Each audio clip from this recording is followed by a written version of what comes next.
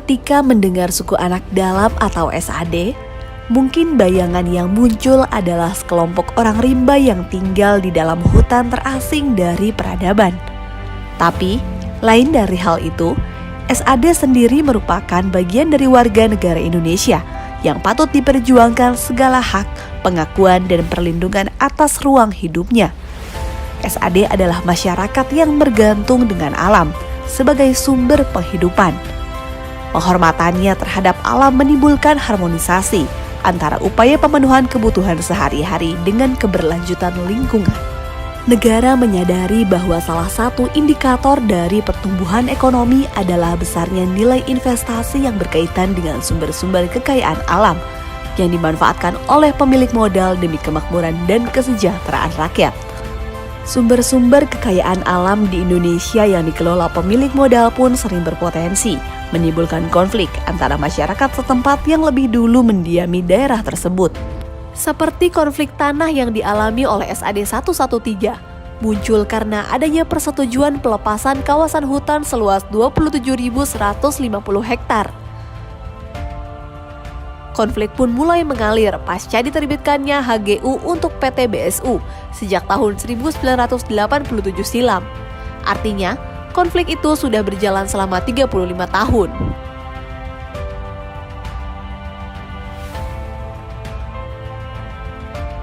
Perjuangan ini sangat memakan waktu, pikiran, tenaga, dan jatuh bangun kami mengejar penyelesaian ini. Nah, dalam tahun 1986 keluar sertifikat BDU pertama, bangun desa utama. Dari situlah awal konflik kami. Dari 3 dusun, Pinang Tinggi, Padang Salah, dan dusun Tanah Menang. Terjadilah konflik itu terus memanjang. Dan kami selalu diintimidasi, diteror, bahkan diancam dengan PT BDU maupun PT Asiatik Persada. Nah, perlu diketahui bahwa PT Asiatik Persada ini sudah berapa kali ganti. Pertama BDU, Cargill, CDC, IMS, BSU sekarang ini. Jadi sudah bertukar-tukar mereka tadi itu, maka konflik ini pun belum selesai. Sejak saat itulah SAD 113 menjadi salah satu kelompok masyarakat yang bergerak untuk memperjuangkan hak garapan, kebun, hak waris dan hak ulayat yang telah ada sejak nenek moyang mereka.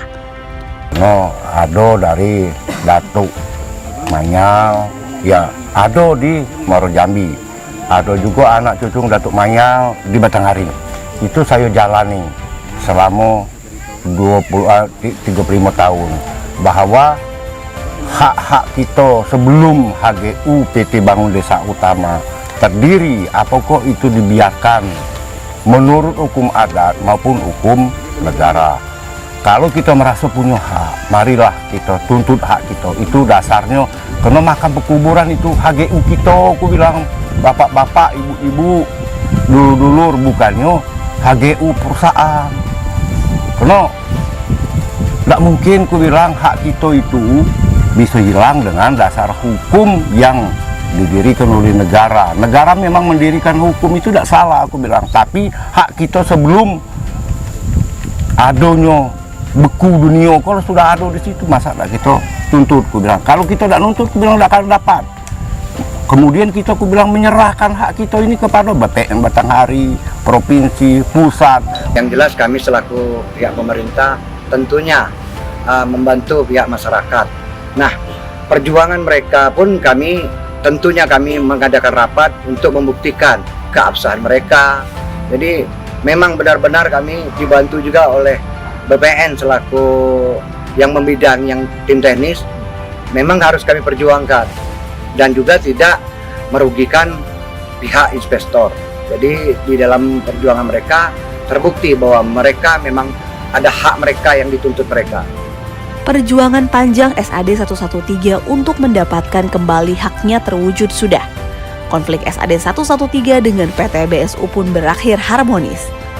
Puncaknya, Kementerian ATR BPN mengeluarkan sertifikat kepemilikan bersama atau komunal untuk 744 warga SAD 113 berupa perkebunan sawit dan 20 hektar pemukiman atau fasilitas umum, yang ditetapkan melalui SK Gubernur Jambi. Sertifikat SAD 113 telah diserahkan secara simbolis oleh Presiden Republik Indonesia Joko Widodo di Istana Negara Kamis 1 Desember 2022 lalu. Kami sepakat dengan Pak Nurman, Ketua Koperasi, mengarahkan kepada dulur dan keluarga sanak cucung sayo itu jangan sempat sertifikat ini diambil alih oleh orang yang tidak tahu sejarah asal usul mendapatkan sertifikat, karena orang banyak memanfaatkan ini. Saya tidak ingin itu. Kenapa?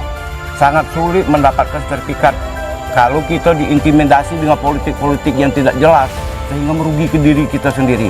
Itu mungkin yang saya pandang sekilas, Pak Nurman ya. Karena ada yang oknum menganggap ini tidak jelas, itu tidak jelas. Yang lebih jelas itu bagaimana? Itu menurut saya sarankan kepada keluarga besar saya, suku anak dalam kelompok 113, jangan terprovokasi dengan hal-hal yang tidak bertanggung jawab. Ini kan sertifikat komunal. Jadi masyarakat itu kita sudah sosialisasi ke masyarakat bahwa sertifikat komunal ini, satu batang sawit ini dikerjakan 744 kakak, bukan perorangan. Nah, semua kegiatan dalam pengelolaan lahan tersebut itu selalu masuk ke wadah koperasi kita. Jadi koperasi yang mengatur, jangan sampai sertifikat atau lahan yang diberikan masyarakat kepada masyarakat itu dialihkan ke orang lain. Tuntutan mereka itu alhamdulillah juga mereka diterima oleh Bapak Presiden Bapak Jokowi. Mereka sehingga diundang langsung. Jadi oleh Bapak Presiden pun ada memberikan sertifikat sebanyak 11 itu dikasihkan secara simbolis 2 sertifikat yang langsung diserahkan oleh Bapak Presiden. Selebihnya Bapak Menteri langsung turun ke lokasi, di lokasi SAD 113. Untuk yang 9-nya langsung Menteri yang menyerahkan. Sertifikat kepemilikan bersama itu kan artinya tidak bisa secara individual ya untuk mentransaksikannya. Jadi artinya memang itu untuk kepentingan masyarakat komunal itu. Jadi tidak untuk kepentingan pribadinya. Jadi ini satu alasan penting kenapa itu diberikan hak kepemilikan bersama, bukan hak individual. Memang kalau kita berikan hak kepemilikan bersama ataupun komunal, itu berarti peruntukannya memang untuk masyarakat setempat, masyarakat komunal itu tidak akan bisa ditransaksikan oleh individu-individu, sehingga nanti apa tujuan kita memberikan hak itu untuk kesejahteraan masyarakat, bukan menjadi kesejahteraan individu, tapi menjadi kesejahteraan kelompok masyarakat. Peran BPN itu sangat besar sekali, terutama kaitannya dengan objek yang berlokasi di Kabupaten Batanghari yang mereka klaim cukup banyak dan itu perlu penyelesaian khusus.